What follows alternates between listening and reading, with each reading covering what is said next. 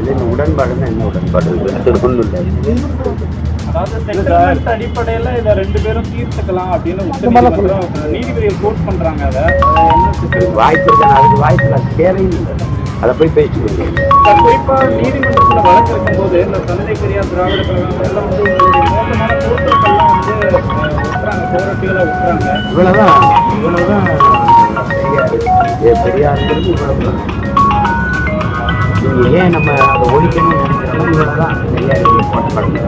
புத்தாந்தம் இவ்வளவு எவ்வளவு நாகரீகமா இருக்குங்கிறத நீங்க பாருங்க. எப்படின்னா அவருடைய கோட்பாடே வந்து திருமணமே பண்ணிக்காத. நான் சொல்லலை.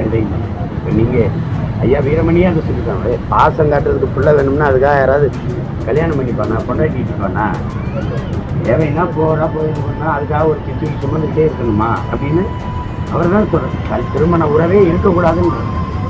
ஆனால் நீங்கள் வந்து ஏமாற்றிட்டு எப்படி போகிறது? நீங்கள் திருமணம் பண்ணணும். இப்போ உங்கள் கோட்பாட்டுக்கு இது பார்த்தீங்கன்னா இப்போ உங்களாலே அதை சாதிக்க முடியும். கற்பனே ஒன்று கிடையாதுங்கிறது. கற்பனே ஒன்று கிடையாதுங்கிறது. நீங்கள் என்ன பண்ணுறீங்க? கற்பப்பையே வேண்டாம்ங்கிறாரு. நீங்கள் அதை வந்து கற்பை அடிச்சுட்டாரு. இதெல்லாம் சொல்கிறது யாருன்னு பாருங்க. அதே பெரியாரியவாதிகள் தான், பெரியாரிய பக்தர்கள் தான். திருப்பி என்ன நீங்கள் இது என்ஜாய்மெண்ட் வித்தவுட் ரெஸ்பான்சிபிலிட்டி, அதான் அவர் தான் சொன்னாருன்னு சொல்றீங்க. ஆனால் ரெஸ்பான்ஸ் இருக்கணும்ன்றீங்க.